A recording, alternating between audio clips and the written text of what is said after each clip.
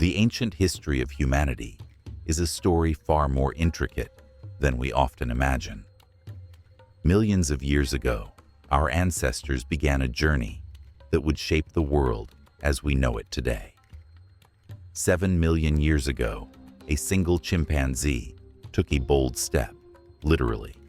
It stood upright on its hind legs, and in that moment, a new branch of life emerged, the hominins. Over the next several million years, these creatures evolved. Though they still resembled apes in many ways, they were no longer apes. Their brains grew larger, their instincts sharper, and their ingenuity greater. They created rudimentary tools from stone, hunted large animals, and discovered fire, a force of nature that changed everything. They followed the migration patterns of the creatures they depended on, not just for food, but for clothing and shelter. Slowly, painstakingly, hominins began to master their environment. It took countless millennia for these early humans to craft something as simple as a stone spearhead. 2 million years later, they reshaped that stone spearhead into something more advanced. Technological progress was slow, almost imperceptible, but it was happening. Then, about 300,000 years ago, Homo sapiens appeared. This new species quickly rose to dominance, outlasting and some say eradicating the Neanderthals. And then, something extraordinary occurred. The pace of progress exploded. In just 30,000 years, a blink of an eye in the grand timeline of evolution, humanity went from constructing ancient structures like Göbekli Tepe to landing robotic probes on distant planets. How could such rapid development happen? How did a species that once struggled to sharpen stones suddenly master agriculture, mathematics, architecture, and even space travel? The answer is as startling as it is controversial.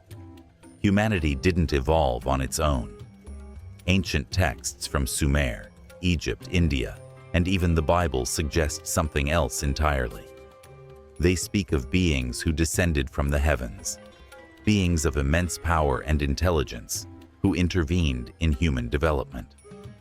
These texts tell the story of the Annunaki, a race of advanced beings who engineered mankind, not as a free and independent species, but as perfect slaves.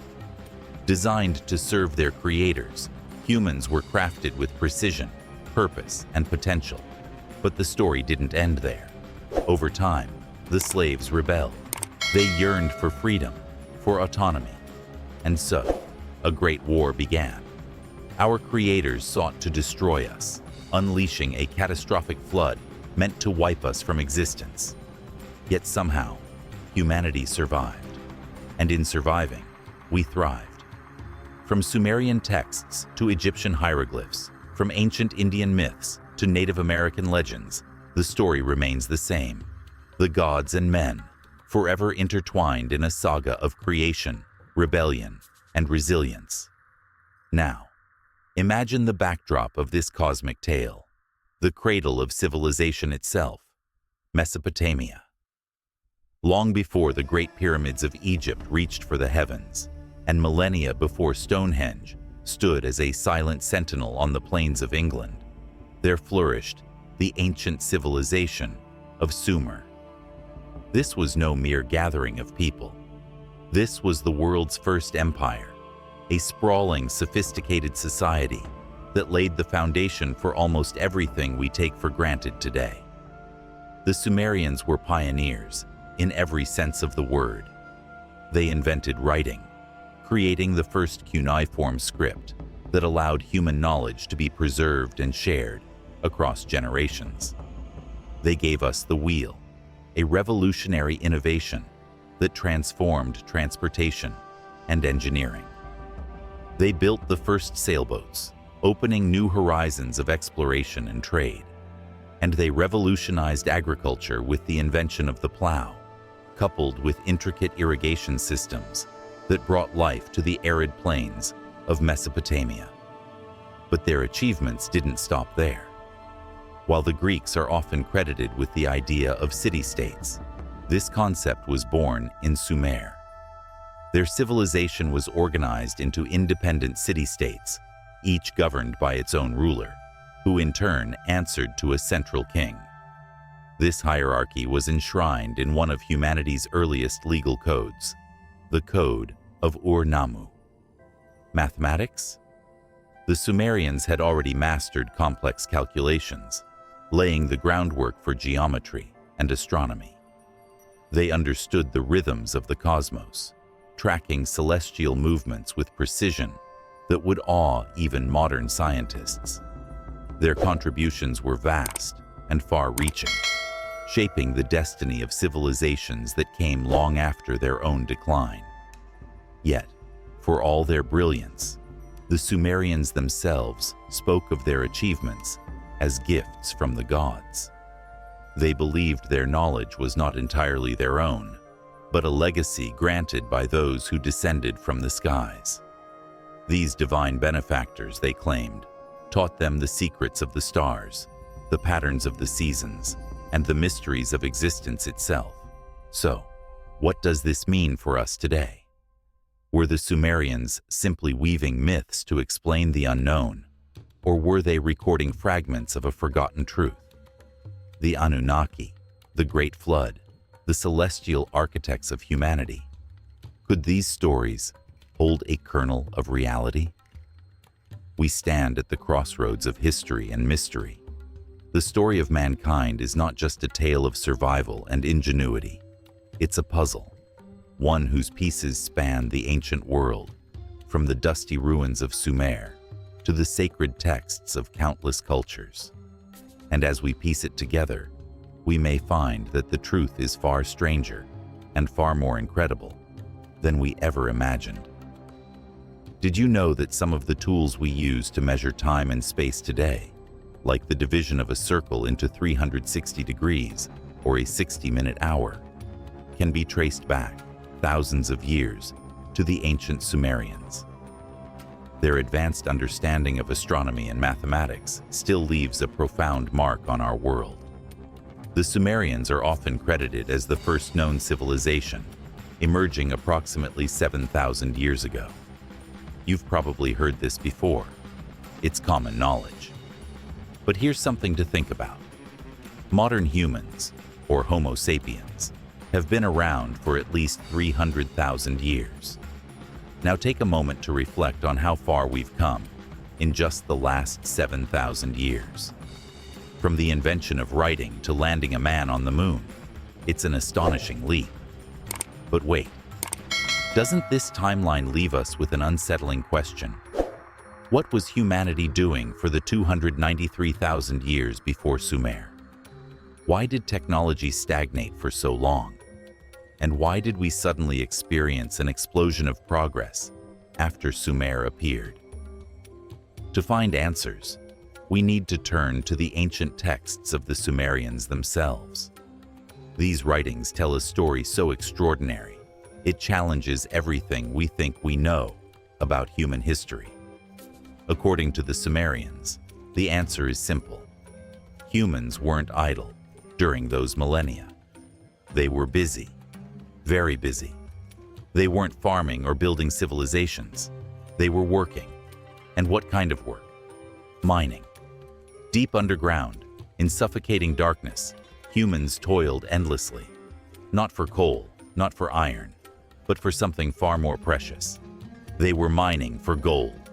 Gold, a miraculous metal. It's an incredible conductor of electricity, essential for modern electronics, and even crucial for space exploration. Radioactive gold isotopes can destroy cancer cells, and gold nanoparticles can purify water and air by eliminating toxins. Today, gold is one of the most valuable materials in the world. But here's the twist. For much of human history, gold had no practical use. To our ancestors, it was just a shiny metal, something beautiful to adorn temples and jewelry. Have you ever wondered why something seemingly so useless to ancient people has become so critical to us today? The Sumerians had an explanation. Their legends speak of the sky gods, the Anunnaki. These beings weren't mythical deities, but visitors from another world. And to them, gold wasn't just precious, it was a matter of survival. The story goes like this. The Anunnaki came to Earth about 450,000 years ago. Not to help humanity, not to teach us, but for one reason only: gold. On their home planet, far beyond Earth, their atmosphere was failing. Volcanoes had erupted, releasing toxic gases and ash that overwhelmed their air recycling technologies. The damage was irreversible. The only solution was gold, a metal that could be used to create a protective shield around their planet, reflecting harmful solar radiation and stabilizing their environment. But there was a problem. Gold was rare on their planet. So, they turned their eyes to Earth, a world teeming with it. When the Anunnaki arrived, they didn't just mine the gold themselves. They saw an opportunity in the primitive beings living on Earth. Early humans were adapted to the planet's conditions, and with some genetic modification, they could become the perfect workforce. And so, the Anunnaki bred humans as a slave race. They created us to dig, to labor, and to extract every ounce of gold from the Earth's crust. For thousands of years, humanity's purpose was simple: work. But as time passed, something unexpected happened. The Anunnaki's creations began to change. Humans started to think for themselves. They began to dream, to create, to rebel. The Sumerian texts describe how this shift created tensions among the Anunnaki. Some wanted to destroy humanity and start over. Others, however, saw potential in these new beings. They taught humans the basics of civilization: writing, agriculture, and astronomy. It was this knowledge, handed down by the Anunnaki, that allowed the Sumerians to flourish. And it's the reason why Sumer is considered the cradle of civilization. But the story doesn't end there. The Anunnaki's home planet has a name: Nibiru. According to Sumerian texts, Nibiru is part of our solar system, though its orbit is highly elliptical, taking thousands of years to complete a single revolution around the sun. Nibiru has been called many things over the years. Zechariah Sitchin, a controversial scholar, referred to it as the 12th planet. Some scientists speculate it could be what NASA calls Planet 9, a hypothesized massive celestial body lurking in the far reaches of our solar system. Whatever its name, the fate of Nibiru and Earth has been intertwined for millennia. And if the Sumerian texts are to be believed, the Anunnaki may one day return. Imagine it: a desolate world with twin moons hanging low in a sickly yellow sky. Nibiru was once a thriving planet, home to vast cities and towering skyscrapers. But volcanic eruptions changed everything, spewing ash and toxic gases that blotted out the sun. The Anunnaki had the technology to control pollution, but they couldn't stop the natural disasters. Air recyclers, massive as skyscrapers, began to fail under the onslaught of volcanic debris.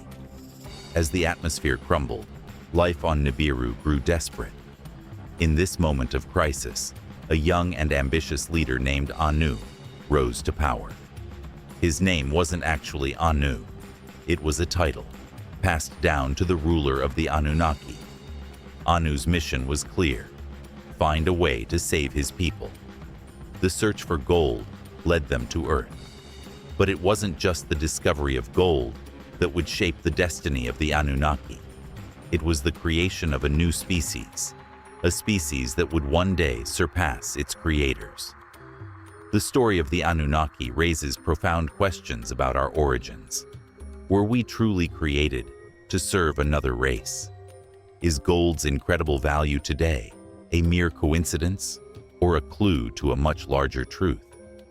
The Sumerians believed their gods left Earth long ago, but if they return, What will they find? A planet transformed by the very beings they once enslaved.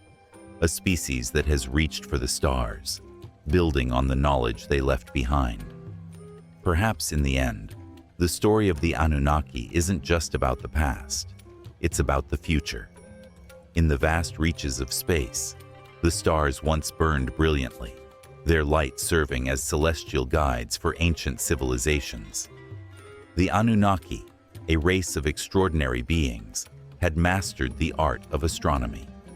Their advanced number systems, used to tell time and measure the angles of a circle, became enduring legacies, systems still used today. But those stars, once vibrant and alive, had faded into obscurity. Through the thick haze that now cloaked the sky, they were barely visible. The younger Anunnaki had never known the beauty of a starry night.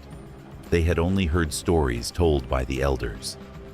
For the older Anunnaki, the memory of a glittering sky was bittersweet, a reminder of what was lost. The brightest star, the last beacon of hope, had disappeared behind the ever-thickening gloom years ago. Their homeworld, Nibiru, was in decline.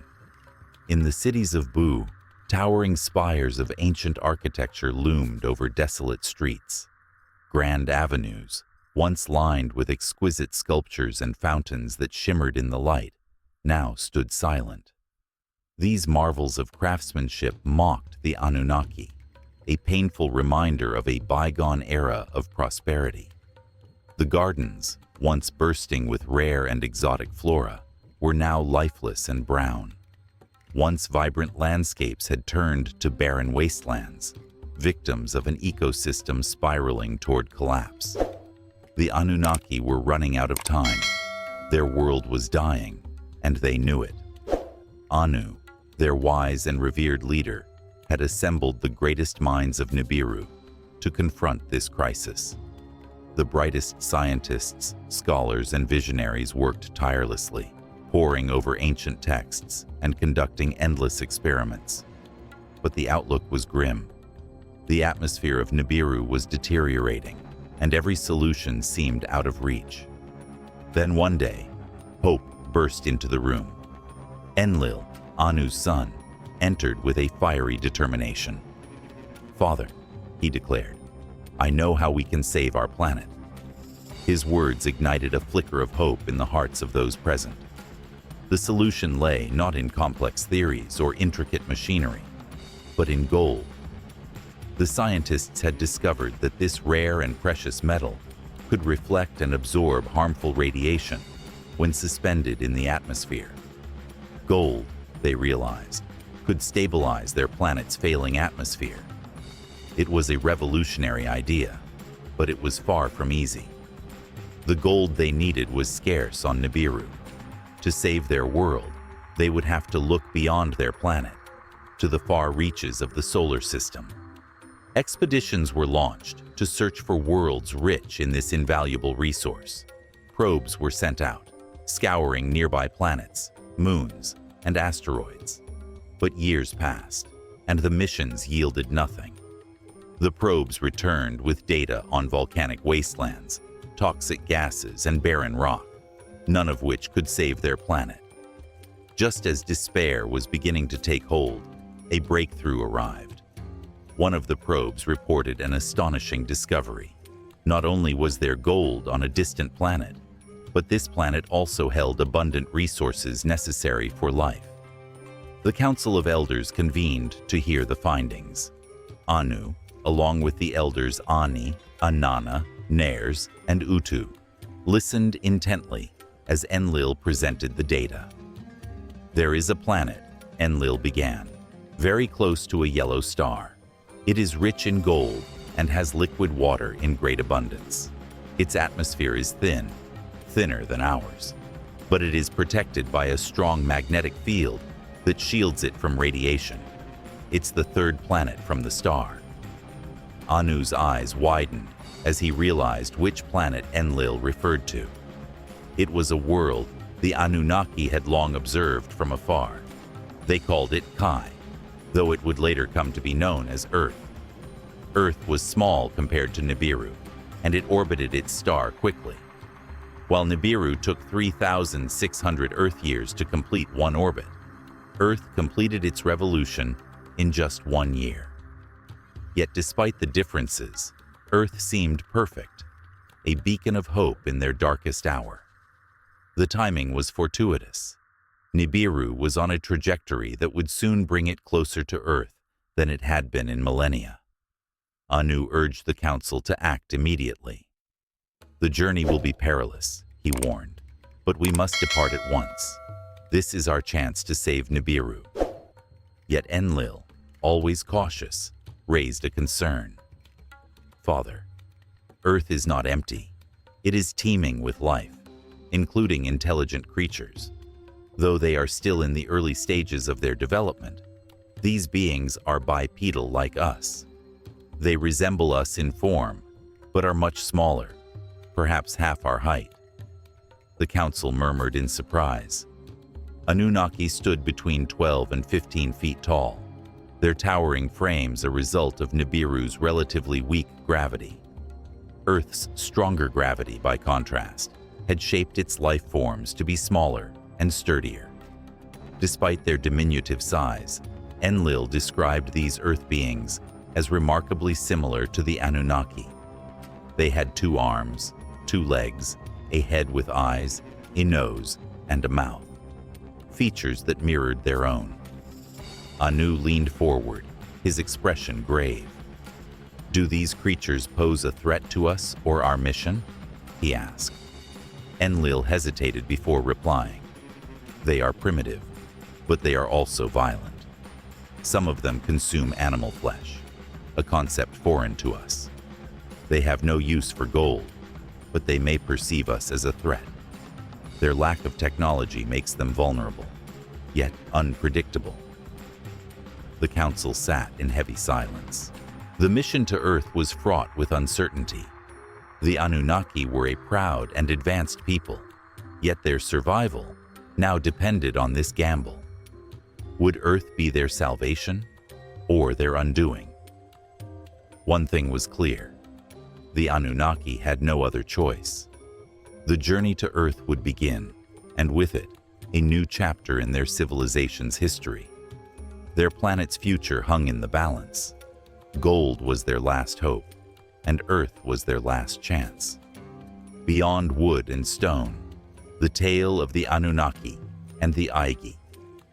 The Council of the Anunnaki gathered in a solemn assembly. Beyond wood and stone, the creatures they had in mind for their plan could be dangerous, but numbers would tip the scales in their favor. The Aigi were their solution, a race of obedient slaves who had served the Anunnaki for eons. These beings, conquered in a long-forgotten era, were more than capable of carrying out tasks of both complexity and brutality. From operating massive factories to maintaining order among the ranks, the Aigi were an intelligent and efficient workforce, devoted to their masters. And now, the Council had made a decision that would change the course of Earth's history. 300 Anunnaki and 600 Aigi would embark on an unprecedented journey. They loaded their great ships with supplies and set their course sunward. Their mission was clear.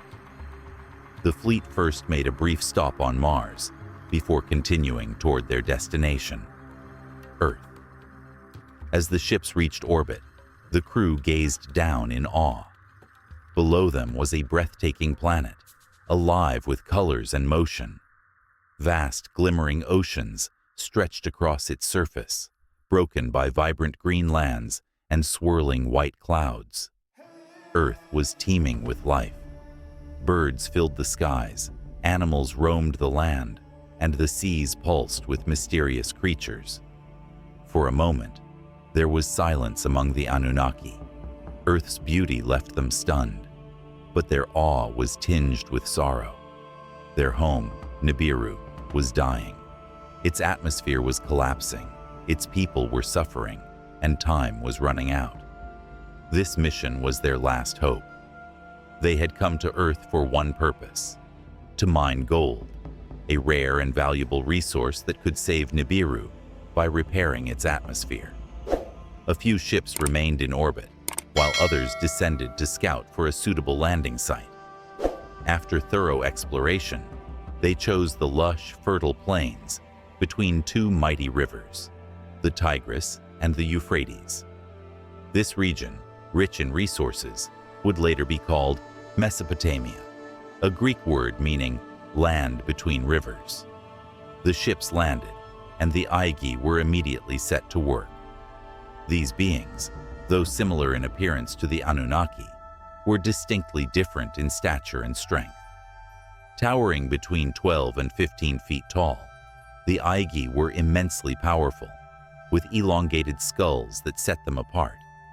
Ancient carvings and frescoes from Earth's early civilizations would later depict these alien forms, their heads exaggerated to reflect their true likeness. The Aigi's first task was to construct a city, one that would serve as the Annunnaki's stronghold on Earth. They were given only 7 days to complete this monumental project. Under brutal supervision, they toiled endlessly, enduring immense hardship. The Annunaki, though advanced and intelligent, were unrelenting and cruel masters.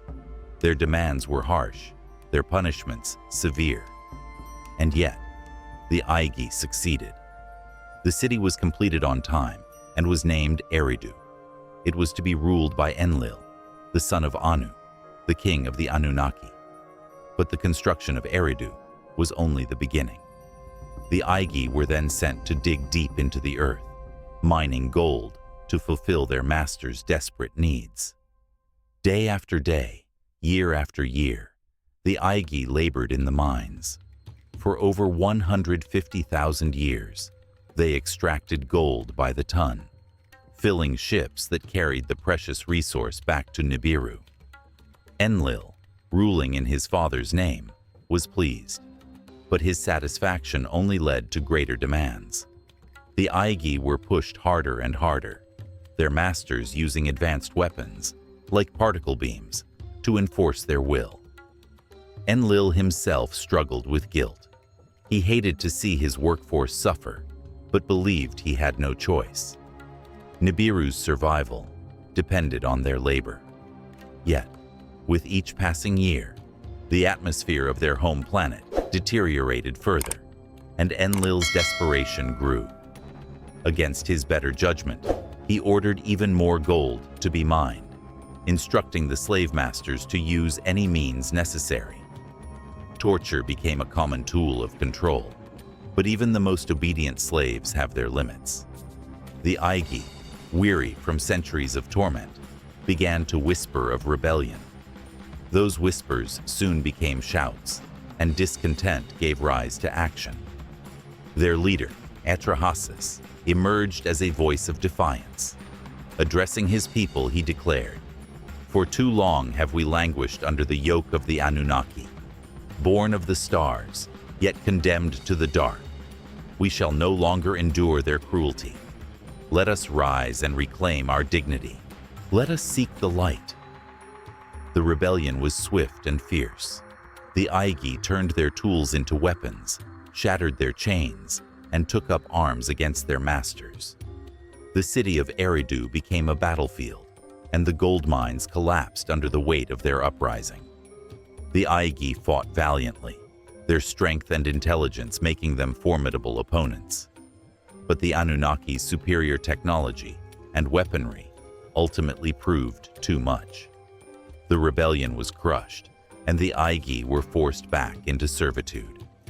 Among the Anunnaki, the rebellion sparked fierce debate.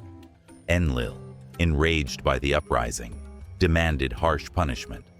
He wanted the Aigi executed for treason. But his brother, Enki, had a different perspective. Though both were sons of Anu, their approaches to leadership could not have been more different. "Shall we meet defiance with tyranny?" Enki asked. "Or can we forge a new destiny together? The Aigi cannot return to the mines. They will only rebel again. Yet someone must do the labor our cities require." Enki proposed an alternative.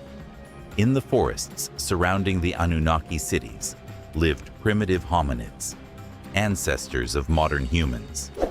These creatures walked upright, used simple tools, and possessed large brains. They were not intelligent enough to perform the work of the Aigi, but Enki had a bold idea. What if these hominids could be enhanced? Through genetic engineering, Enki believed he could create a new race, a hybrid species capable of serving the Anunnaki. These beings would be intelligent, adaptable, and subservient.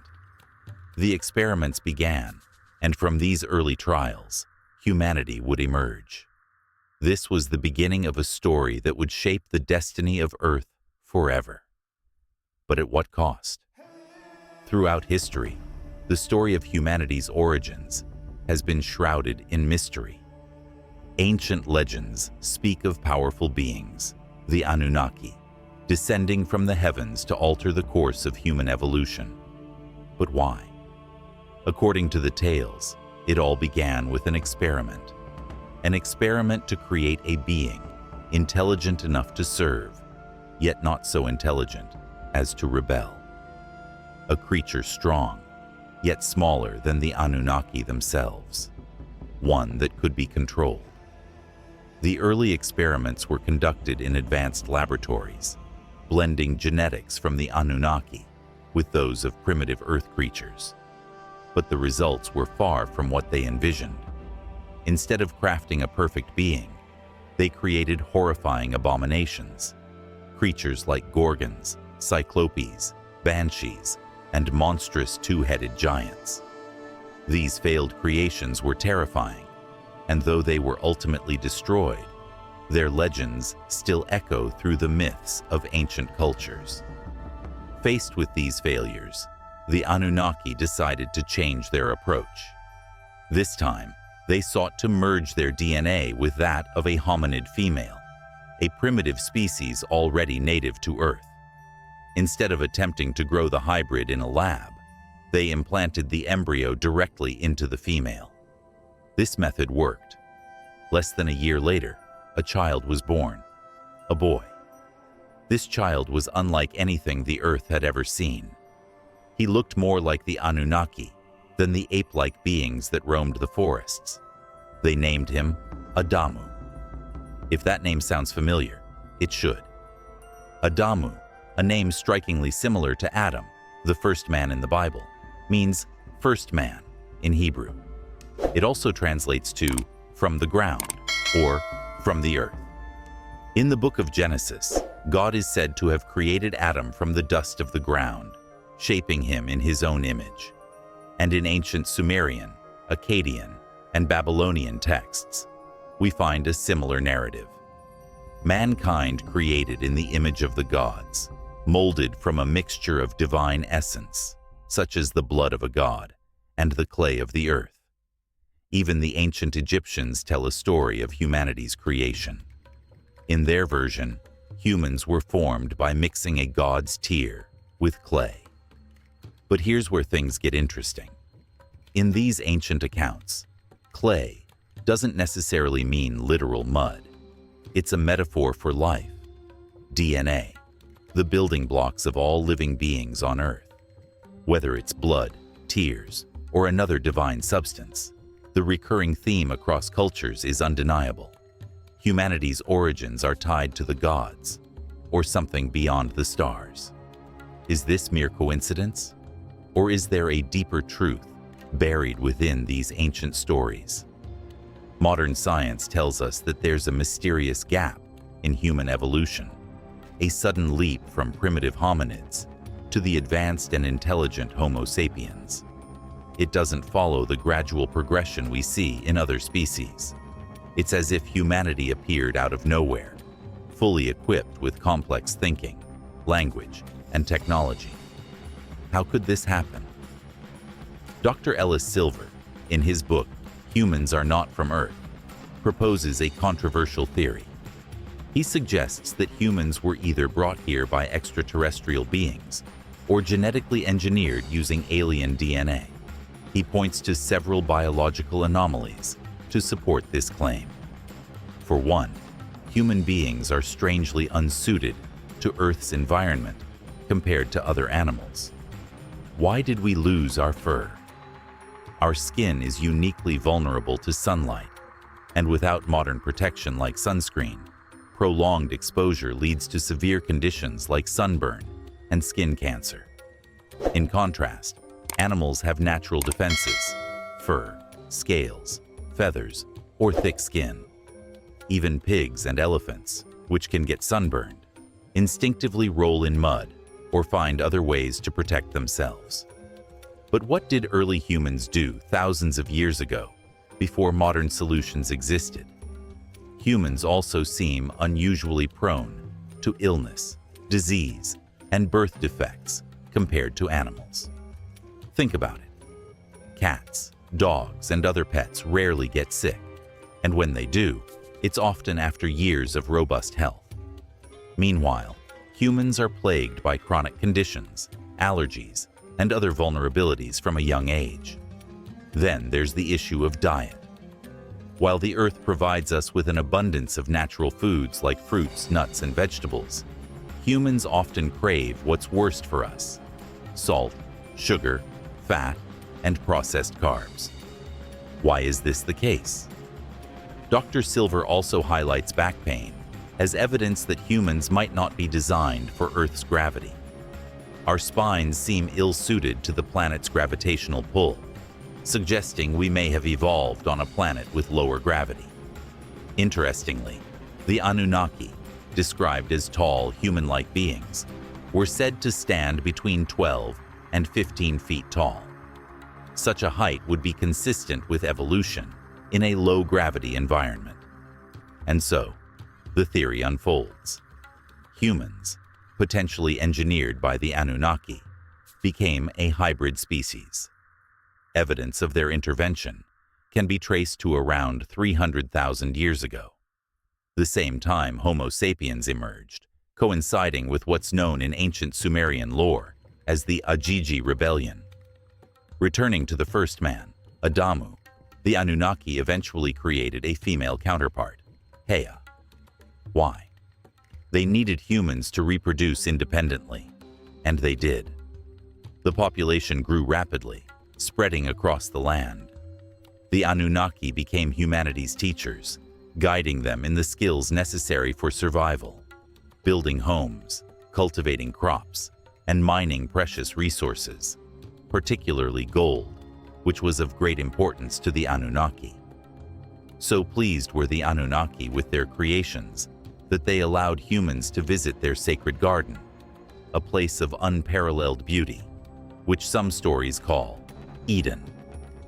According to ancient Sumerian writings, this garden was a paradise where the first humans, Adamu and Hea, lived under the watchful care of their creators. Sound familiar? But as the population grew, something unexpected happened. Human women, designed with beauty and grace, caught the attention of the Anunnaki themselves. The ruler of the city of Eridu, Anu, was particularly captivated by one such woman. Despite strict laws forbidding relationships between Anunnaki and humans, temptation proved too strong. What happened next? Betrayal, forbidden unions, and the blending of divine and human bloodlines, a recurring theme in myths worldwide. But these unions didn't come without consequences. Could these ancient stories be more than mere myths? Could they point to a truth about humanity's origins? Were we truly created by beings from beyond the stars? Or do these tales simply reflect humanity's age-old desire to understand where we come from and why we're here? The answers may lie buried in the sands of time, waiting to be uncovered. Until then, the story of Adamu and the Anunnaki continues to inspire wonder, curiosity, and debate. A tale of gods, humans, and catastrophe. It all started with a decision, one that would forever change the course of humanity. Imagine this: a powerful being, one of the Anunnaki, a race of advanced extraterrestrial gods, broke the sacred law. Enki, the god of wisdom and water, entered into a forbidden relationship with a human woman. From this union, a child was born, a boy named Adapa. Until that moment, humanity had been simple. Humans were intelligent enough to perform the tasks the Anunnaki required, but docile enough not to question their servitude. They tilled the soil, mined for gold, and obeyed their divine overlords without resistance. But Adapa was different. He was not entirely human, nor entirely Anunnaki. His mixed heritage gave him extraordinary intelligence, far beyond what the Anunnaki had intended for humanity. Adapa grew into a brilliant man, and as he matured, he took a wife named Atiti. From their family came a new lineage of humans, humans unlike any the world had ever seen. This new generation was bold, curious, and ambitious. They began to ask questions, to challenge their roles, and to seek out power. They inherited not only the Anunnaki's thirst for gold and authority, but also something far darker, a propensity for violence. This violent streak emerged quickly and with devastating consequences. The older, more submissive humans, the first generation, began to disappear. Some were killed outright, while others simply died out, abandoned by the newer, more aggressive humans who had no interest in mating with them. Yet, this new generation of humans was not without desires. Against the orders of the Anunnaki, they began to procreate at an alarming rate. The city of Eridu, the first great human settlement, became overrun. Resources were strained to their breaking point, and soon, chaos erupted. People killed one another over food and other necessities. Violence consumed the city like wildfire. The Anunnaki, who had once viewed humans as useful tools, now saw them as a disruptive force. Enlil, one of the chief Anunnaki, grew particularly frustrated with the constant noise and destruction caused by humanity. In an attempt to curb the growing human population, Enlil unleashed a series of plagues. First came drought, drying up the rivers and crops. Then came pestilence, spreading disease among the humans. Finally, famine struck, leaving entire settlements starving. But each time the humans cried out for help, they turned to Enki, their creator. And each time, Enki intervened, easing their suffering and restoring the balance of nature. By this point, the Anunnaki had achieved their goal. They had mined enough gold to repair their home planet's atmosphere. Humanity, once a necessity, was now a nuisance. The Anunnaki made a fateful decision. They cast humans out of Eden and abandoned Eridu. From there, humanity spread across the earth, forming new settlements and adapting to life without their divine overseers. But not all humans left. Some remained behind and formed bonds with the Anunnaki, who chose to stay on Earth. The children of these unions were no ordinary humans. They were demigods, beings of immense power and legend. Figures like Gilgamesh, Samson, Hercules, and Perseus were born from these Anunnaki-human relationships, their extraordinary feats etched into human history as myth and folklore. Yet, not all unions bore such noble offspring. Some humans mated with a different group of beings, the Igigi, lesser Anunnaki, who had rebelled against their higher-ranking kin. The children of these unions were not heroes, but monsters.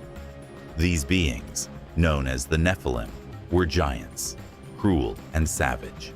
They terrorized humanity, tormenting the weak and even consuming human flesh. The Nephilim became a scourge upon the earth, spreading fear and chaos wherever they roamed. Despite these challenges, humanity persevered. Settlements grew into cities, and cities into empires. Civilization flourished, reaching the four corners of the earth. It was a time of prosperity, though not without decadence and moral decline. Humanity seemed unstoppable, unaware that their world was about to be forever altered. One fateful night, a new object appeared in the sky. At first, it looked like an ordinary star, but as the days turned into weeks, it grew brighter and larger, sparking confusion and fear among humans. They had no idea what this celestial body was, but the Anunnaki did. It was Nibiru, their home planet. Nibiru has an elliptical orbit that takes 3,600 years to complete, swinging far beyond Pluto into the Kuiper Belt before returning to the inner solar system. This time, its trajectory would bring it dangerously close to Earth. The Anunnaki knew what was coming. They had seen it before, and they understood the cataclysmic events it would unleash. With their work on Earth complete, the Anunnaki began preparing to leave. They packed up their technology and treasures, ready to return to Nibiru. There was no reason to stay any longer, especially with the danger Nibiru posed to Earth. As it approached, the planet's gravitational pull would wreak havoc, triggering earthquakes, volcanic eruptions, tsunamis, and other disasters on an unimaginable scale. For humanity, the coming events would be devastating, a series of catastrophes beyond anything they had ever faced. For the Anunnaki, it was simply time to move on. And so, the gods departed, leaving humanity to face the storm alone. But even in the face of destruction, the resilience of the human spirit would endure, shaping the destiny of a species forever marked by its divine origins and the choices of its creators. The morning sun rose timidly over the eastern mountains, painting the skies in gentle hues of pink and orange. A farmer stirred in his bed, his dreams abruptly shattered by a deep sense of unease. Something was wrong. At sunrise, his animals usually grew restless, eagerly awaiting their morning feed. But today was different. The noise from the barn wasn't normal. It was chaos. The farmer bolted upright, startling his wife, who groaned and rolled over, muttering something unintelligible. Without hesitation, he jumped out of bed and rushed outside, the cool morning air biting against his skin. What greeted him at the barn shook him to his core. His horses were in a frenzy, literally screaming, their hooves thrashing against the wooden stalls. One had already broken its neck in a desperate attempt to escape. The sheep, usually docile and obedient, were running wildly in circles like a disoriented flock of birds, crashing into each other and the stone walls of the corral. Occasionally, one would break away and hurl itself against the barrier, leaving behind bloodstains on the cold, unyielding stone. Several were limping, injured. Two lay motionless on the ground, dead. The scene was madness. The farmer's mind raced. He couldn't fathom what had caused such widespread terror among his livestock. But deep down, he suspected it had something to do with the ominous object in the sky. The village had first noticed it months ago, a faint, unfamiliar light twinkling in the heavens. At first, they thought it was a new star, one the sky gods might have placed there. But the sky gods were gone.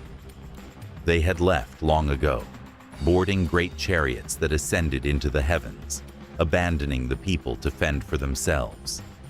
The star had changed. No longer a distant speck, it had grown, swelling in size until it rivaled the moon itself. Like the moon, it revealed distinct features: cloud formations, mountains, vast oceans.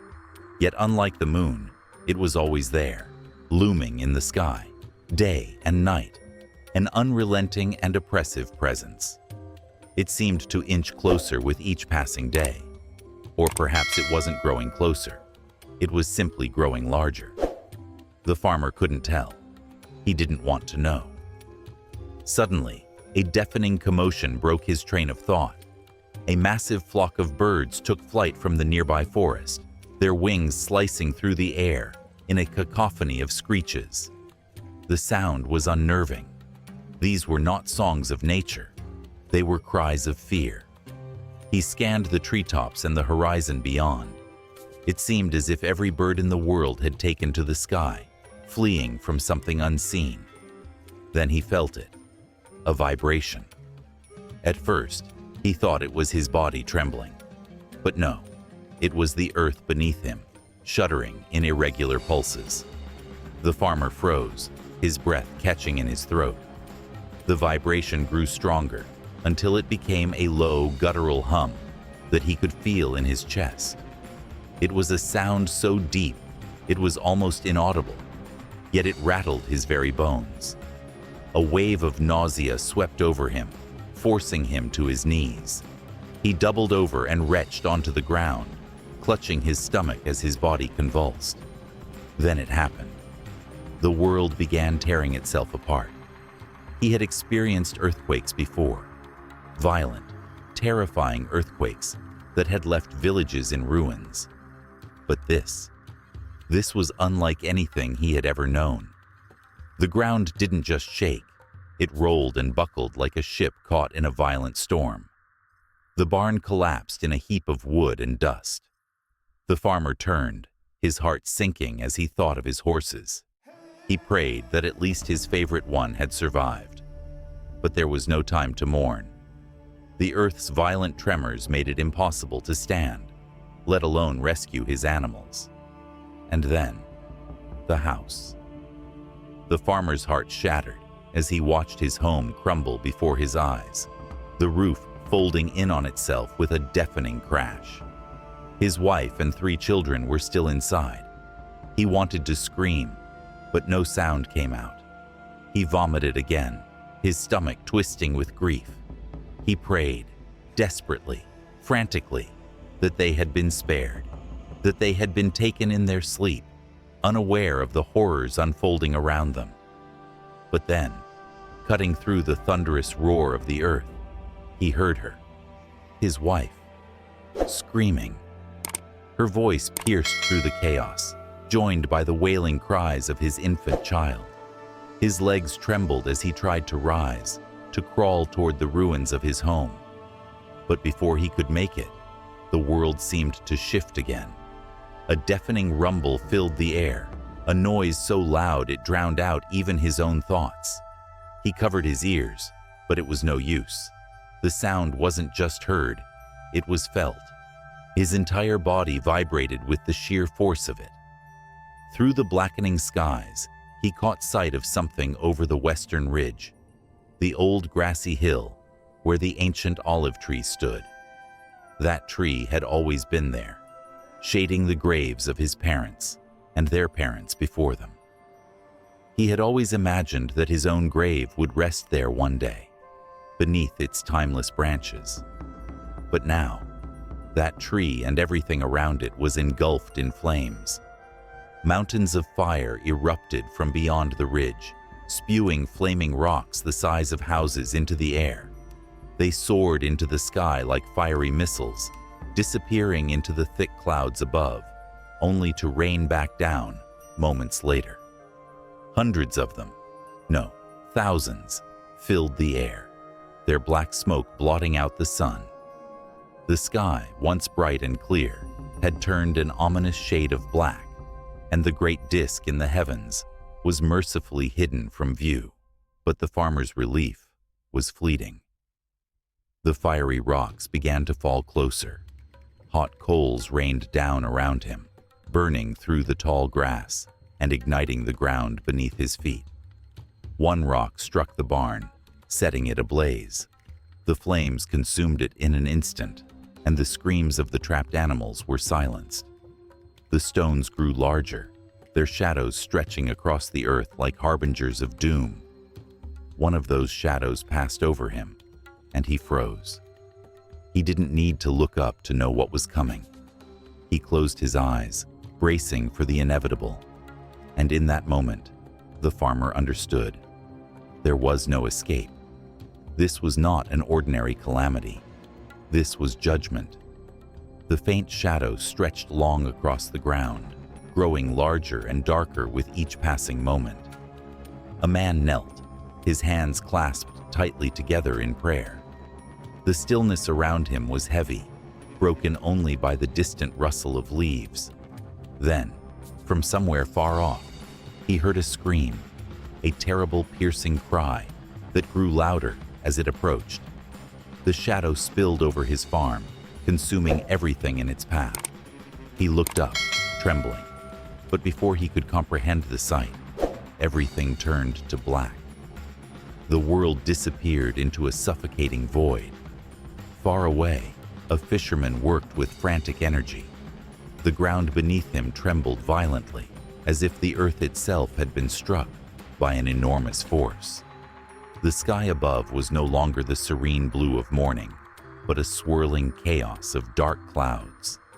The great disk of the sun seemed to wobble in the heavens, as though it too were shaken by the cataclysm. Buildings in the nearby village crumbled, as though they were made of sand, collapsing in the quaking earth. The fisherman tied his boat to a sturdy wooden pike, knotting the ropes as tightly as his hands would allow. The sea churned in fury, its waves swelling higher and higher. His small fishing vessel, once his pride and livelihood, now thrashed violently in the water like a trapped animal. He prayed the knot would hold. Every so often, fire fell from the heavens, bricks of flame plummeting into the sea, where they vanished with an angry hiss. The fisherman was not so much frightened as bewildered. Just hours ago, the day had been clear, peaceful. The fish were biting, and he had been dreaming of the fortune he would make at the market. Now, that peaceful morning felt like a distant memory. Darkness blanketed the earth. The wind howled, fierce and relentless. Rain fell in heavy sheets, striking the fisherman's skin with such force it left stinging welts. Was this the wrath of the heavens? The earth trembled beneath his feet, an unending vibration that made it impossible to tell how much time had passed. Hours? Minutes? He didn't know. He only knew the destruction around him was growing worse. In the village, small houses collapsed one by one, burying countless lives beneath their rubble. Yet amidst the devastation, some survivors emerged, their faces pale and streaked with dirt. They carried what little they could as they made their way toward the caves in the hills, seeking refuge. The ground shook beneath their feet, slowing their progress, but they pressed on. A sudden gust of wind struck the fisherman like a physical blow, knocking him to the ground. Sand scraped against his face, and the force of the gale pinned him there, his body pressed painfully into the earth. He tried to rise, but the wind was too strong, pushing him down with unrelenting strength. Boats not tied down were lifted into the air, spinning like leaves in a storm, before crashing back to the ground in splinters. He dared not think about what would happen to the village houses still standing. Debris swirled in the air, soil, dust, shattered wood, creating an impenetrable wall around him. He couldn't see more than a step ahead. Then, through the chaos, he heard something faint, the cry of a child. It sounded distant, impossibly far away, yet he clung to it as a lifeline. Using every ounce of strength, he stumbled forward, following the sound. But the child's cries grew fainter, swallowed by the deafening roar of the storm. And then, as if by command from the heavens, the storm ceased. The wind stopped. The rain fell no more. The debris, once spinning wildly, dropped to the ground in an eerie stillness. The earth no longer trembled, though a deep rumble lingered in the distance, like a beast growling beneath the surface. For a moment, silence reigned. The fisherman staggered to his feet. He saw survivors in the distance, weighed down with heavy packs, heading for the safety of the caves. Behind him, he heard a strange sound, a rushing, gushing noise, like a river. But there were no rivers near the village. Turning around, his heart sank. The sea, vast and mighty, was retreating.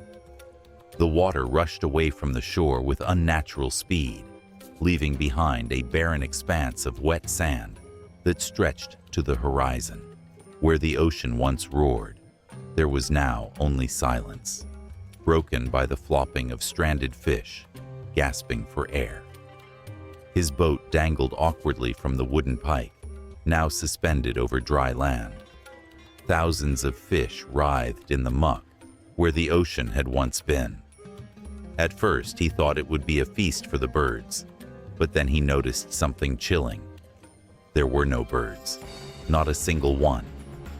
The air was empty, devoid of life. He looked to the horizon. At first, he thought he saw a cloud, a great white expanse stretching from one end of the world to the other. But as he stared, his blood ran cold. It wasn't a cloud. It was a mountain of water. A wave, taller than anything he had ever imagined, was rising in the distance. It grew with terrifying speed, its crest piercing the sky, higher than any mountain, higher than any bird could ever fly. The wave moved with unimaginable power, consuming everything in its path. Its shadow fell across the land, darkening what little light remained. The fisherman stood frozen, unable to move. His father had once taught him how to steady his boat when a big wave hit. But this was no ordinary wave. This was a force beyond comprehension, a wall of water that touched the heavens. The wave's speed was relentless. No horse, no man could outrun it. As it loomed closer, the fisherman realized his time had come. He exhaled a deep, steady breath. He had been born by the sea, and now he would die by it. With calm acceptance, he opened his arms wide, closed his eyes, and smiled. Far above, in the vastness of space, the Annunaki watched. The continents of Earth were sinking beneath the waves. Great mountains disappeared, leaving only small islands scattered across the watery expanse. These islands were too few, too small to sustain life. The Annunaki had known this moment would come. They had seen it before. Nibiru, the wandering planet, passed close to Earth every 3,600 years. Sometimes it stayed far away, its influence barely felt. But this time, Nibiru had come too close, soaring between Earth and the Moon at unimaginable speed. The destruction was inevitable. In the months leading up to the event, the Annunaki had debated endlessly. They knew the Earth would be devastated, but there was nothing they could do to stop it. Now, they watched in silence as the great flood consumed the world below, erasing almost everything in its path. In the ancient stories of the Annunaki, there's a moment of great decision, a decision that would determine the fate of all humanity. At first, the elder Annunaki, including Enlil, had resolved to let humanity perish. They believed humans had served their purpose and were now little more than a nuisance. For them, a great flood seemed like the perfect way to cleanse the earth and offer it a fresh start. But one among them, Enki, saw things differently. Enki had grown to love humanity deeply. His bond with humans was personal. After all, he had even married a human woman. His heart ached at the thought of their destruction. So, he proposed a daring compromise to Enlil and the other Annunaki. The flood would come as planned, but one man and his family would be spared. This man was Utnapishtim, known for his wisdom and righteousness. Enki approached Utnapishtim and revealed the coming catastrophe. He instructed him to build a massive boat, an ark. This ark would carry not just Utnapishtim and his family, but also the seeds of all living creatures, preserving life for a new beginning. Utnapishtim obeyed, working tirelessly alongside his family to construct the ark. When the floodwaters came, They rose higher and higher, swallowing the earth and destroying all life. Yet, the ark and its passengers endured. Each day, as the waters covered the land, Utnapishtim released birds to search for dry ground. Time passed. One day, a raven failed to return, signaling hope. Utnapishtim steered the ark in that direction. After days of drifting, the ark came to rest on a mountaintop, a small island that emerged as the floodwaters began to recede. From there, life, including humanity, began anew. Does this story sound familiar? If you're thinking of Noah's Ark, you're not wrong. But this version comes from the Epic of Gilgamesh, a text written at least 3,000 years earlier than the biblical account, and possibly based on an even older tradition. Across the world, nearly every culture has its own flood myth. From the Sumerians to the ancient Greeks, from the Pacific Islanders to the Native Americans, these stories often share striking similarities. Some even tell almost identical tales, differing only in the names of the characters. With humanity reborn after the flood, the Anunnaki decided to take precautions. They feared humanity's potential to grow unchecked. So, they introduced safeguards. Human lifespans were drastically shortened, illnesses became more common, and childbirth was made a dangerous ordeal for both mother and child. These measures ensured the population would not spiral out of control. Humanity, however, proved resilient. New villages and settlements began to sprout across the land. But the flood had wiped away all previous knowledge. Civilization had to start again from scratch, with humanity essentially returning to the Stone Age. The Anunnaki, impressed by this resilience, decided to intervene once more. They descended from the heavens and rose from the seas to share their knowledge with humankind. They taught people how to read and write, to study mathematics and astronomy. They introduced the art of engineering, enabling humans to construct remarkable cities. Many believe that the Anunnaki even helped build the massive structures we marvel at today: pyramids in Egypt, obelisks, and the megalithic wonders of South America.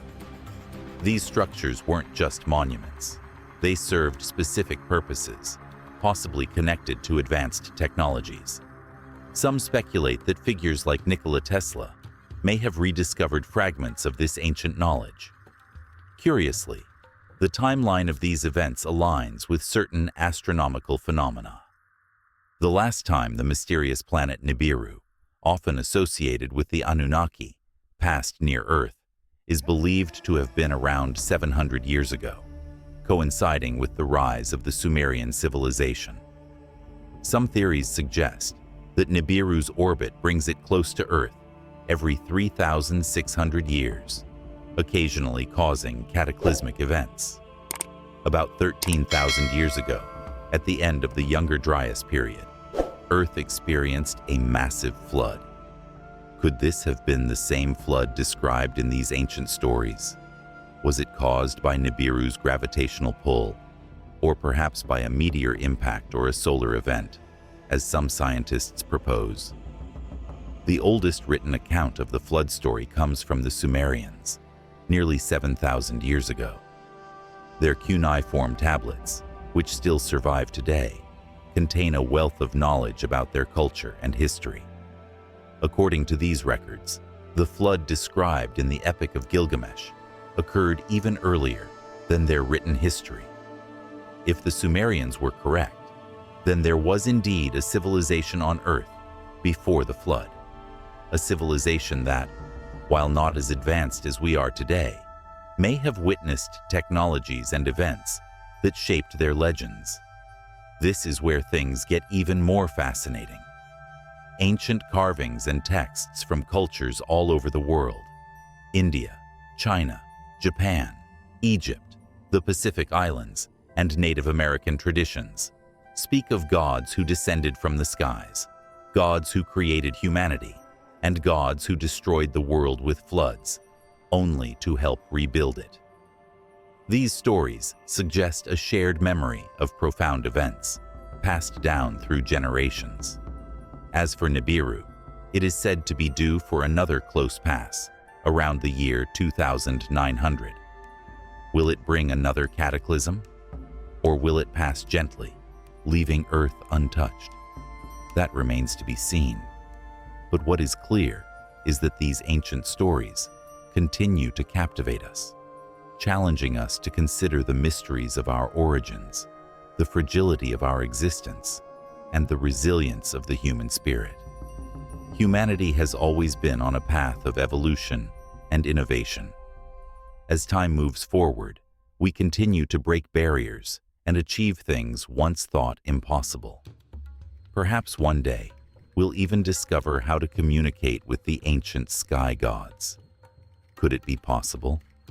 Maybe Nibiru, or as some call it, Planet X, might return in a dramatic, violent fashion, bringing with it a cataclysm that changes Earth forever.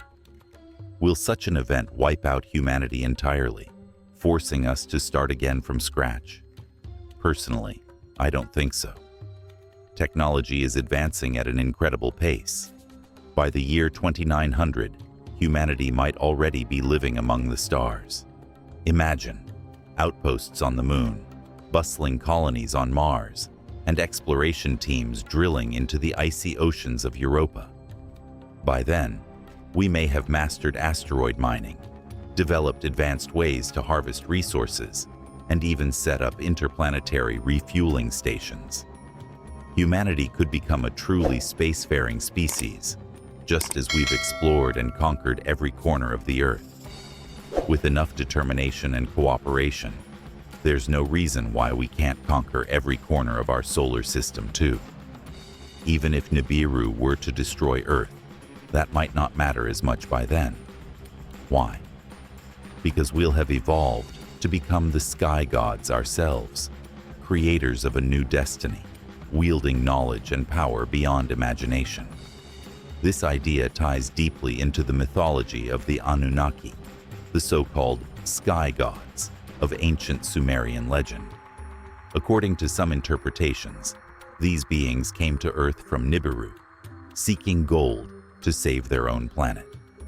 The story goes that they created humanity as a slave species to mine the gold they needed. Yet over time, humans grew too intelligent, too greedy, and too rebellious. In retaliation, the Anunnaki wiped out much of humanity in a global flood when Nibiru passed dangerously close to Earth. It's a fascinating tale, one that has captured the imagination of millions and inspired countless theories. The Ancient Aliens television series, in particular, has built much of its foundation on this legend. But is it true? Ancient astronaut theorists often shout a resounding yes. They point to the writings of Zecharia Sitchin, a prominent figure in the ancient astronaut community, as their source of evidence. Zecharia Sitchin's groundbreaking book, The 12th Planet, claimed to translate ancient Sumerian texts, word for word, revealing the story of the Anunnaki. Published in 1976, the book became an instant sensation, sparking an entire series of works that explored the relationship between humanity and extraterrestrial beings. Sitchin spent over 20 years studying Sumerian tablets and teaching himself ancient languages. His work brought ancient myths to life in a way that mesmerized readers and gave birth to the modern ancient astronaut theory. But who exactly was Zecharia Sitchin? Was he an archaeologist, a linguist, a historian? Surprisingly, none of these. Sitchin claimed to have an economics degree from the University of London, though this has never been confirmed. While working for a shipping company in New York, he began teaching himself Sumerian and visiting ancient sites. Bit by bit, he pieced together his interpretations of Sumerian texts, forming his vision of the ancient astronaut theory. As a longtime fan of Zecharia Sitchin, I've read his books many times, and they're undeniably creative and compelling. But here's the hard truth. Sitchin was wrong about almost everything. His translations of Sumerian writings are less accurate translations and more personal interpretations. Even the meaning of the word Annunaki was misrepresented. Sitchin claimed it meant those who from the heavens came, but in reality, in the ancient Sumerian language, Annunaki translates to something closer to royal blood or royal seed. The Annunaki were described as descendants of Anu, the king of the gods, and Kai, his consort. They were revered as divine beings in the Mesopotamian pantheon. This misinterpretation is only one example of Sitchin's errors. When the 12th planet was first released, there was no internet or centralized database of ancient texts to fact-check his work. Today, we have access to a wealth of resources, allowing us to better understand how the Sumerians spoke and wrote. Modern translations have revealed that Sitchin's interpretations often distorted basic words, grammar, and ideas. For instance, the very title of his book, The 12th Planet, was based on an ancient artifact, the Sumerian cylinder seal, VA-243. This seal depicts the sun surrounded by 12 objects, which Sitchin claimed were planets, including Nibiru. He argued that the Sumerians had knowledge of the entire solar system, including planets beyond Saturn. However, the truth is less fantastical. The Sumerians did understand the concept of planets, but their knowledge was limited to those visible to the naked eye. Beyond Saturn, they were in the dark. So, was Sitchin simply mistaken, or was there more to his story? Some suggest that he allowed his personal theories to overshadow historical accuracy. Others speculate that he was too eager to create a narrative that fit his vision. Either way, one thing is clear. While Sitchin's work has inspired many, it's not a reliable foundation for understanding the true history of the Anunnaki, Nibiru, or the Sumerians. What does this mean for humanity's future? While we may never know the full truth of ancient myths, they serve as a reminder of our unending quest for knowledge and meaning. Whether the Anunnaki were real extraterrestrial visitors or symbolic figures of ancient stories, they inspire us to look beyond the ordinary and strive for the extraordinary. Perhaps one day, we will indeed become the sky gods of our own creation, shaping new worlds and writing new myths for future generations. Until then, humanity's greatest adventure is just beginning. Let's see where it takes us. Did you know that a single mention of a flying vehicle appears in ancient Sumerian texts? It's fascinating, isn't it? But here's the thing. Flying vehicles aren't exclusive to Sumerian writings. Cultures from around the world share similar stories. For example, ancient Indian texts describe vimanas, enormous vessels that could soar high above the clouds. These writings are rich with details about advanced flying machines. While researching this topic, I stumbled upon so many intriguing facts about the vimanas that I hadn't known before. Honestly, it could fill an entire video. If that's something you'd like to see, let me know. It would be an incredible topic to explore further. But let's get back to the Sumerians. Interestingly, while they wrote about gold a few times, it wasn't exactly a recurring theme in their records, and nowhere in their texts do we find anything about mining gold to heal the atmosphere of a planet like Nibiru. By the way, the name Nibiru is often misunderstood. The word itself translates to crossing. Zecharia Sitchin, a controversial figure in the field of ancient astronaut theories, interpreted Nibiru as a planet that supposedly crossed Earth's orbit every 3,600 years. However, this interpretation doesn't match the original context. In Sumerian texts, Nibiru is more commonly associated with solstices. It might refer to an astronomical object marking the solstice, perhaps the sun, or even a star crossing the sky in a significant way. Sitchin took this concept and built his theory around it, interpreting Nibiru as a planet. But here's the problem. There's no evidence in the texts to suggest it was a planet. The idea of a massive celestial body orbiting Earth every 3,600 years is intriguing, but where's the proof? If such a colossal object came near Earth on a regular basis, you'd expect it to leave a massive trail of evidence. Historical records, geological disruptions, something. Maybe, some say, the evidence was lost in a catastrophic event, like the Great Flood. Ah, yes, the Great Flood. Now that is a story that transcends cultures. Flood myths appear in nearly every ancient tradition, and to date, scholars have cataloged over 140 versions. What's even more incredible is how similar these accounts are. In many of them, the number of survivors is the same: 8 people. Think of Noah and his family in the Bible, or Utnapishtim in the Epic of Gilgamesh, or numerous other flood survivors from different mythologies. It's often argued that these stories are just copies of each other. For instance, some claim that the biblical flood narrative was inspired by the Epic of Gilgamesh, a much older Mesopotamian text. But here's an important detail. Even the Sumerians, who wrote the Epic of Gilgamesh, treated the flood as an event from their ancient history. To them, it wasn't a mere myth. It was a fact from their distant past. Could it be that these stories, spread across cultures as diverse as the Chinese, the Mayans, the Nordics, and the Polynesians, all point to the same global event? It seems plausible.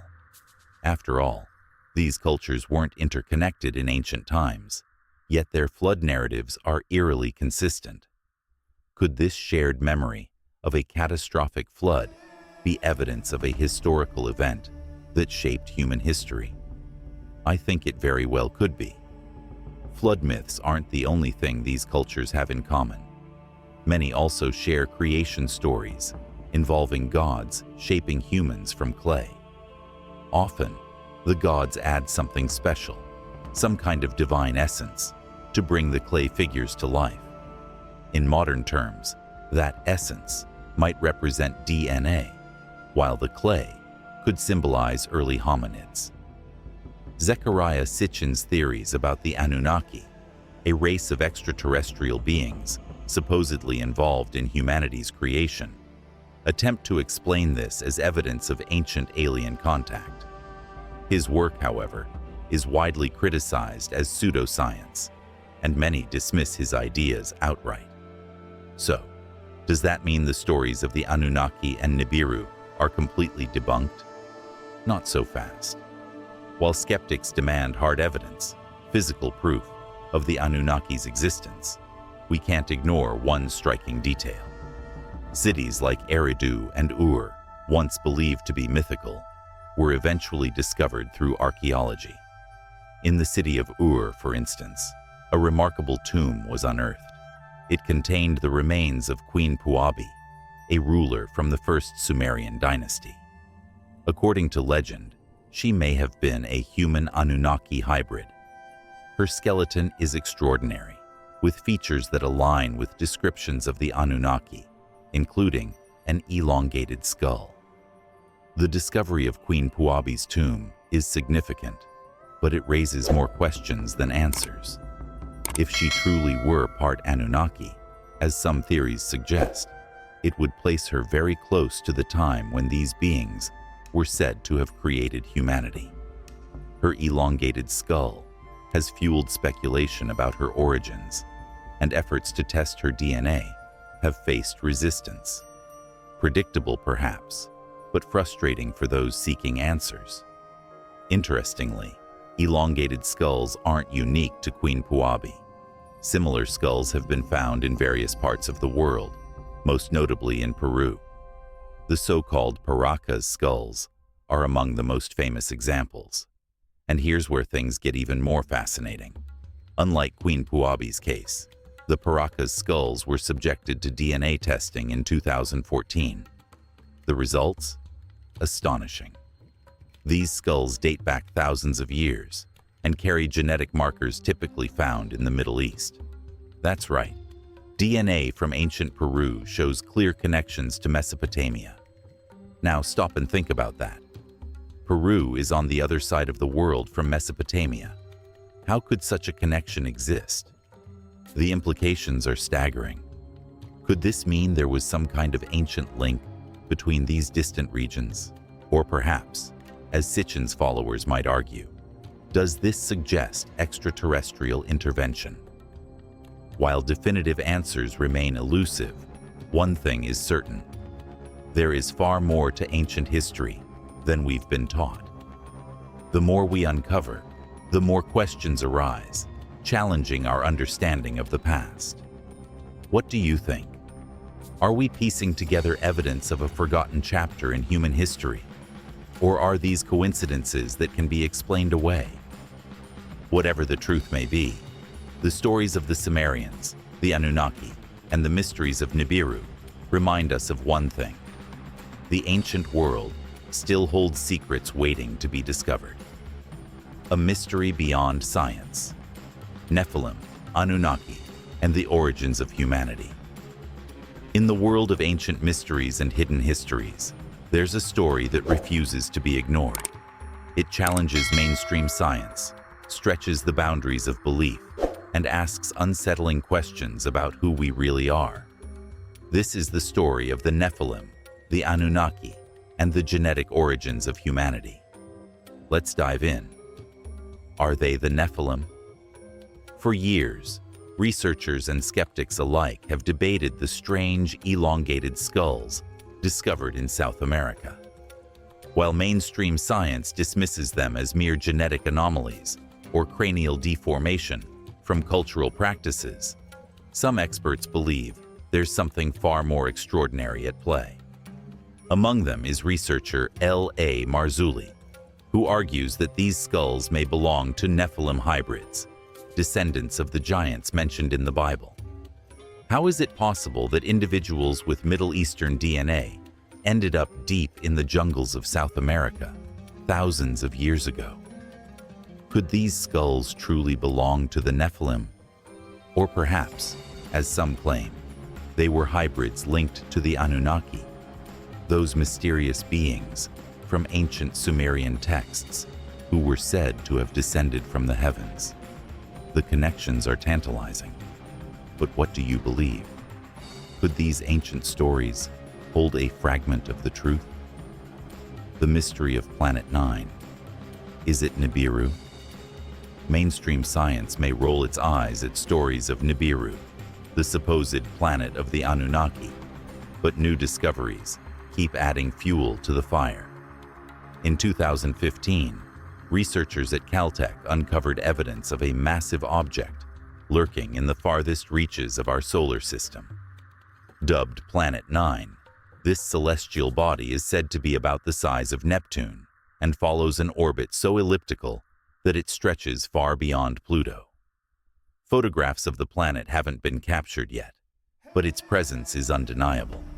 Its immense gravity is disrupting the orbits of other objects in the Kuiper Belt, leading scientists to estimate a 98% probability that it exists. Sound familiar? The descriptions eerily align with ancient depictions of Nibiru, a planet that supposedly brought the Anunnaki to Earth. Could this be the same world? A celestial piece of the puzzle connecting science and ancient myth? Why did Homo sapiens triumph? Here's a question that boggles the mind.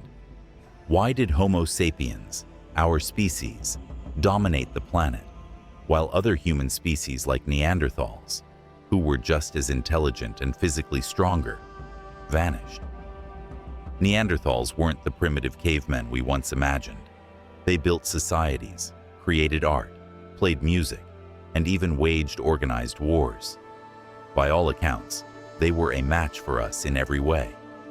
So why did they lose? To uncover the answer, we need to dig deeper into the roots of human intelligence. In 2013, scientists discovered an extinct human species known as Homo naledi. Despite their small brains, only 1/3 the size of ours, they created stone tools, conducted funeral rituals, and even seemed to possess some form of language. Clearly, intelligence isn't all about brain size. So what gave Homo sapiens the edge? The gene that changed everything. In 2020, researchers at the Max Planck Institute uncovered a fascinating clue. They identified a genetic mutation in modern humans that triggered the rapid creation of neurons in our brains. This gene, known as TKTL1, was present in other human species like Neanderthals, but there was a critical difference. In Homo sapiens, the gene contained a single alteration, just one amino acid, that set us apart. This tiny tweak acted like a turbocharger for our brains, enabling us to think, innovate, and create at a pace no other species could match. What's truly intriguing is that this type of precise genetic alteration isn't something typically seen in natural evolution. It raises the unsettling question: was it engineered? For 300,000 years, Homo sapiens remained stagnant. Then, around 50,000 years ago, everything changed. Within a few generations, humans began creating art, developing tools, and even pondering the mysteries of existence. Neanderthals, once the dominant species, were wiped out, and Homo sapiens took over the planet. Was it merely a coincidence? Or did someone, or something, flip the switch in our DNA? The Annunaki connection. If you've ever read the ancient Sumerian texts, you know they tell a provocative story. The Annunaki, beings from another world, were said to have come to Earth, modified early humans, and set them on the path to civilization. Whether you believe this tale or not, the parallels between ancient myths and modern science are hard to ignore. Could the genetic tweak in the TKTL1 gene be evidence of this manipulation? Could the Annunaki, or beings like them, have played a role in shaping our species? While mainstream science scoffs at such ideas, it's worth remembering that history is full of impossible claims that later turned out to be true. Lessons from the past. So, what can we learn from this story? Whether or not you believe in the Nephilim, the Anunnaki, or Planet 9, one thing is clear. Humanity's journey is more mysterious and miraculous than we can fully comprehend. This tale reminds us to remain curious, to question the narratives we've been given, and to approach the unknown with both wonder and humility. The truth may not always fit neatly into the categories of science or religion, but it's in the search for answers that we uncover who we really are. Final thoughts. Thank you for exploring these fascinating mysteries with me today. Whether you're a skeptic or a believer, I hope this journey has sparked your imagination and inspired you to ask deeper questions. If you enjoyed this story, consider joining our community by subscribing, sharing, and leaving your thoughts in the comments. And if you'd like to dive even deeper into stories like these, check out our podcasts and online forums. Together, we'll continue to explore the wonders of the unknown and uncover the secrets that make our existence so extraordinary. Until next time, stay curious, stay kind, and remember, you are part of something far greater than you can imagine. Do you love meaningful Bible stories? Top 7 Bible Stories channel will bring you inspiration and peace every day. Don't forget to like and share your thoughts in the comments section. Your sharing is the motivation for us to bring more stories. Top 7 Bible Stories. Good stories, beautiful meanings.